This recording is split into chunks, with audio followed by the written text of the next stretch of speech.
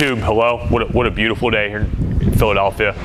Today I'm going to teach you exactly how to make, step-by-step video on how to make money in new construction. 6 years ago, I bought my first house for $350,000, and I basically house hacked my way to buying a new construction home every year, especially in a new construction site just like this, where there's no sales yet. It's a really, really great opportunity for buyers to go and make money.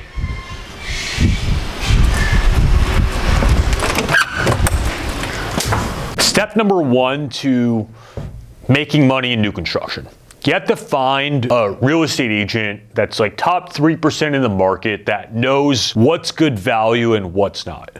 Most real estate agents are just going to be opening the door for properties. They don't know what's a good deal, what's not. And most agents are just essentially going to try and sell you the house so they can go and make their commission. You want to have a resource that knows the market inside and out, and that's going to tell you what's a good deal and what's a ripoff. There are developers that try to get top dollar way above market on a new construction development that it can put the buyer at risk. So typically in a new construction development like this, where it's a 7-unit single-family townhome development with really nice finishes, the first buyer that comes in, the number one buyer, should typically get the best deal and have the least amount of risk in a deal, because the developer is incentivizing the buyer to go be the first one in that deal. So for me personally, I bought my first new construction home for $350,000 in 2016.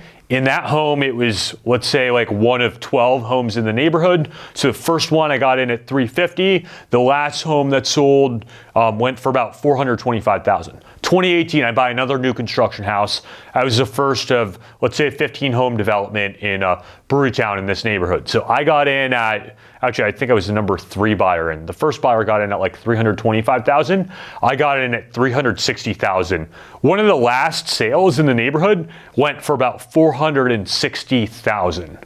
Third new construction home that I bought in 2019, I bought about a block away from a developer that was speccing $1 million homes. I bought my home for $600,000, just based off of the appreciation and all the other more expensive real estate going up near a block of me.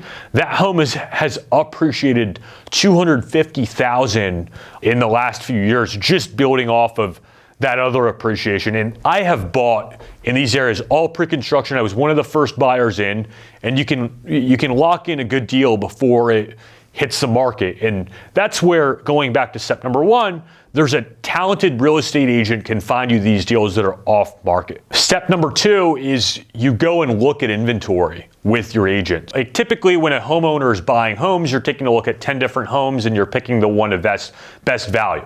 Now it's such a tight race because there's such little inventory in homes, and where buyers are dying to get in these homes and are, multiple offer situations. So agents with great relationships can get homes access to deals before they hit the market. So I'll give you an example. For my clients, let's say we're taking a look at 10 different homes during the home search and offering on one. We're buying the one with the best value. I'm going to take my client through the 5 best opportunities that are on the market that anyone anywhere can access. And I have a good network here in the Philadelphia community where I can find another 5 opportunities that aren't on the market and get my client into those opportunities. And then we end up going and buying the best deal out of those 10. Third step to getting a good deal in new construction is my brother's actually buying this house. We got in before this and negotiated the deal on this house, but we got in at the framing step of development before this was even all up. And here now Jerome gets to pick out all the finishes that he wants to, and we can specifically customize the house just for him. In this Philadelphia real estate market where there's very little supply, developers don't really want to deal with customizations of buyers. The reason why is that can get really complicated with supply issues. It gets very detail oriented, where there could be a supplier rep that mixes up the SKU and it messes up the order tile, and then you have to order all these other things, and or one of the subs can mess up installing Jerome's finishes for Jenny's finishes and it went in the wrong house. So a lot of developers are not apt to doing that, but if you get in early enough in the construction process, you can get in and customize finishes for you. And within those finish selections, there are more opportunities to increase the value of the property just by picking finishes that are more attractive or more desirable in the market. Step number 4 is the house hacking and the wealth building component to new construction. Is a new construction house like this, just some background, Fannie and Freddie mortgage products are essentially the cheapest product where buyers can get the best deal on mortgages. So in this case, a buyer can come in, put 3% down, and get the best interest rates backed by Fannie Mae and Freddie Mac, and essentially get a loan for up to $648,000 on their house.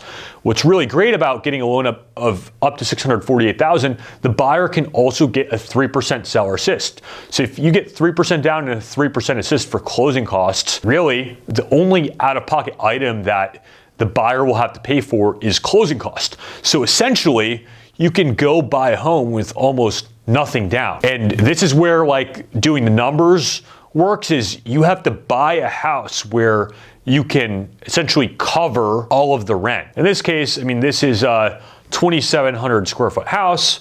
You know, this home would lease for about, let's say like $3,500 to $3,800 a month. And my brother's monthly payment will be that number. So when Jerome moves out of the house, he can rent it and have his full monthly payment paid for. When you go to a big ticket market like New York, LA, DC, Miami, that's not as easy to do, because when you go buy a home in that market, like if you go buy $1 million condo in the market, you get like a small, 800 square foot 1 or 2 bed. Your monthly rent might be $4,000 a month, but your carrying costs might be $7,000 a month, which puts you a negative $3,000 out of pocket. So you can't really build a portfolio in those high-end markets. Not to mention you're putting $200,000 to $300,000 down, and in this property here in Philadelphia, you're putting $0 down.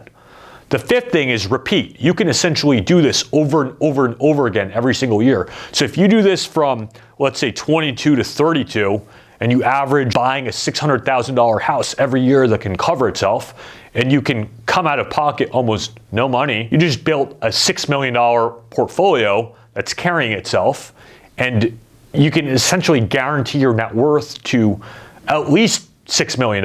And one of the great things about real estate is that it's a hard asset. You can go live in it, you can go touch it, you can go feel it. There's tax incentives such as depreciation. You can go write off the interest. And in a market like today, the stock market went down, the crypto market went down, the watch market went down. I think cars are way down.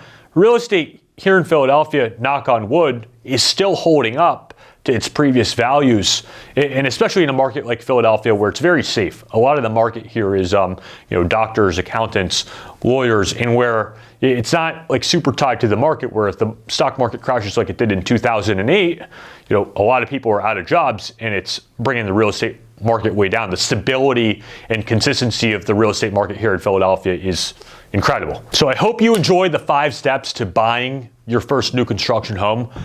Let me know what you think in terms of the feedback, whether there are other steps that you recommend, whether I missed anything.